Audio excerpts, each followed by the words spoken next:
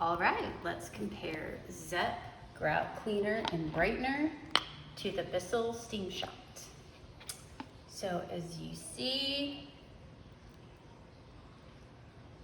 we have a section here of grout that looks like it's supposed to be brown.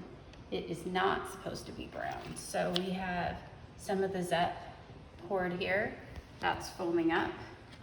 While I give that a minute to work, let's take the SteamShot and do this section right here.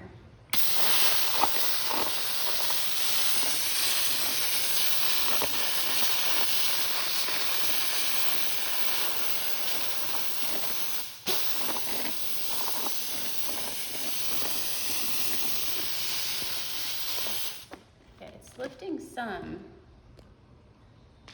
There's some improvement, but it's still looking kind of brown.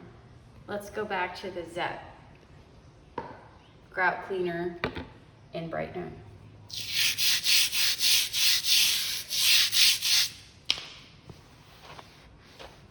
And look at that. The grout is now white, brown, white.